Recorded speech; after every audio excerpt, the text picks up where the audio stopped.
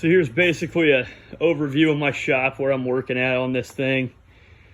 Got the old parts washer, beer fridge. Anymore, it's the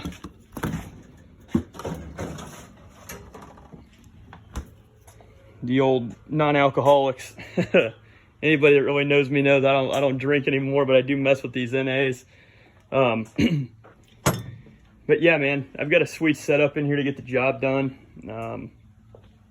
This is my daily rider, my 2019 Street Bob that we've done a lot of work on at the speed shop in this video. But this right here is where it's starting. It was a 93 FXR, had some police parts on it, RP bags, old school police windshield and all that. And so here's where we're at right now with getting it tore down. First couple videos are gonna suck. It's been a while since I've done any videos, so I'm sure I'll keep getting better and better. But I didn't start right off the top with where I was at. You know, I've got the tank off, primary, swing arm, that's going to powder, wheels ready to get tires pulled off and go to powder, starter parts, all this stuff. And it's kind of how it is on this thing, is it's got to go all the way down to bare frame and swing arm, because A, it's an FXR, B, it's a Harley, and C, as you can see, this thing is just a little rotten. But I was pretty excited to see the primary and stator were in tip-top shape. Primary chain slider or shoe, whatever you want to call it, barely any grooves in it. Everything looked really clean in there. I think really this is a low mile engine. I had 10 or 12,000 miles on it. So, excuse me. So this thing's going to be easy peasy to get buttoned back up. Sonny's going to help me out with that at the speed shop. Dave as well. Just going through the transmission and going through the motor. I just need a cam that's going to throw torque. A lot of getting that front wheel up is just going to be done with a rear sprocket. I mean, you throw a 65 tooth rear sprocket on this thing and you could have a engine out of that go-kart over there and you're going to be able to get the front wheel up. I mean, so yeah, just tons of parts that are just dingy, corroded. You know, the thing sat in a barn, whatever. But I've got a nice shop out here to work on. I've got a bike lift, I've got air compressor, parts washer, like I said. Shouts to Gilbert Tools LLC out of Columbia City. Matt co-distributor, one of my best homies. Literally has set me up on one of the best toolboxes that I think anybody should have for being a halfway amateur garage mechanic. You look at that organization.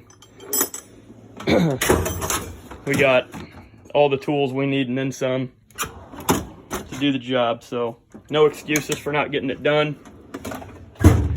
But I did just want to show, there's another Matco box over there. I did just want to show kind of where it's at. You know, it's got old dry rotted tires that got to come off, wheels have to be powdered, switch housings have to be at least cleaned up, wiring gone through. I mean, it's a complete frame off build. This isn't something that's going to be done overnight, but I will be documenting kind of as I go along. And this isn't going to be obviously 100% me. Like I said, I've put together a couple of motors now, but primarily in twin cams. So this thing has to be, you know, bulletproof. So Sonny and Dave will go through this thing for me and get it buttoned up. As far as colors and whatnot on the engine, I don't really know yet. Am I going to stick with the blonde cases that were stock? I don't know. I haven't really decided. I don't really care, I guess. I just want it to all be clean and new and fresh when I put it back in. Over looks and appearance, for me, it's always being mechanically sound. So just going through, and I mean, this thing will be, if it's hardware, it'll be inspected and either blasted or coated or replaced. If it's, you know, seals, bushings, bearings, whatever, wheel bearings, neck bearings, swing arm bearings, all this stuff's getting replaced. So that's kind of where we're at with everything right now. The frame's in good shape. It looks straight. It's just rotten, man. This thing sat outside in a barn for a good while, a good plenty of years. And I think I was telling my wife the other night that I think that motorcycles are like stray cats. It just takes somebody that wants to put it inside and feed it and pet it. So long road ahead, but as you can see, it's good bones to start with. And I think with an FXR, that's the main thing. Still, even over my 19, in my opinion, this is still the best Harley that's ever been made. You just got to put some 2021 parts in it and get it back on the road. But we're getting there. Turn signals won't be on. Horn won't be on. Bare bones wiring. But for doing some of the longer trips that I will do on it, it will have some bags on it that'll eventually get pulled back off. Probably some like 84 RP bags or something just for some storage. But at the end of the day, the end goal with this thing is, you know, I'm never going to be a professional stunner on this thing by any means, but I can get the front wheel up a couple feet on that guy. So if I can do it on that, I'd love to come into the spot hot and heavy at a bike night or an event and rip this front end up and maybe drift it a little bit and just get the crowd pumped up a little bit. So when you can be that guy, you know, riding in on a bike that's not stock, it's just, that's kind of where you're at with it. Should be a pretty good time. So goals for tonight, where we're at, is just finish getting the drivetrain pulled out of it, finish getting frame and swing arm over it, a powdered frame and swing arm, and I'm starting everything back up from the ground up. I've got fresh stuff. I'll go through and chase my threads. And I don't know how detailed I'm going to get with some of these videos, but I always kind of think that the time I could be editing videos, I could be doing something else to it. So hopefully once I get the frame powdered, I've got some downtime, I can be more specific, like with what I'm actually doing. Processes that I've learned through the years that people have taught me. And, you know, if anybody has any feedback, feel free, throw comments up, throw ideas out.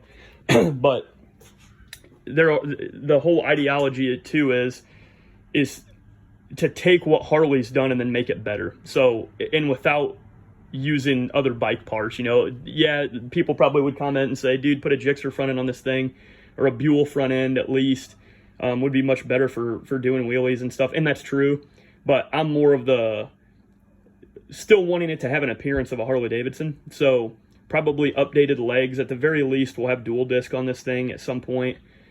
You know, dual disc at the bare minimum with more upgraded rotors. I think I have some rotors off of 2000 and up instead of this 99 down stuff. That'll improve it. We'll see where we end up with calipers. You know, a lot of it I could end up running stock calipers with new pads and fresh brake lines and fluids and all that stuff. It kind of depends on like budget wise where it ends up. But I could at the end, you know, if the money's there, throw on some performance machine or some, you know, just higher end stuff. We'll see how it goes. At the end of the day, it's still a Harley. If you want to, you know, rip 8,000 RPMs everywhere you go and ride like an animal, yeah, you can go get a Gixxer or a CBR 600 and put this thing down. But at the end of the day, I'm a Harley guy. I love the technology, the FXRs, and everything about them. So that's kind of where I'm at. It's going to be a complete frame-off restoration. I'm not going to call it a restoration. I guess frame-off rebuild. You know, everything's just going to be done price effective and to just rip, you know. So paint wise, we'll see when we get to that. I'll have KC paint the tins, side covers, front and rear fender, and tank.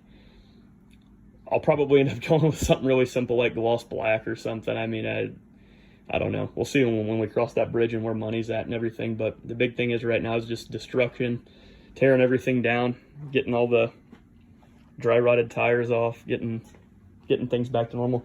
I will say though, the more that I like take a little spot, and I don't know if you can really see it on the camera right in here, but just a light polish in a couple areas, and these rocker boxes and a lot of these casting areas it's all surface dinge and surface oxidization. It's not like stuff's rotten down into the metal and the pores. So not a big deal there. It's just things need cleaned up, things need painted, things need powdered, seals and bushings need replaced and upgraded, and then you go from there. So fluids are draining and drained out, I guess.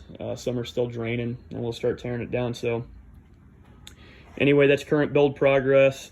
Easy parts knocking it down, tearing it apart. Hard parts putting it back together. So I'll probably post another video up once I have the frame and swing arm back from powder and have some perishable parts to start putting back in it. So anyway, you got to lay the land of the spot that I'm working in.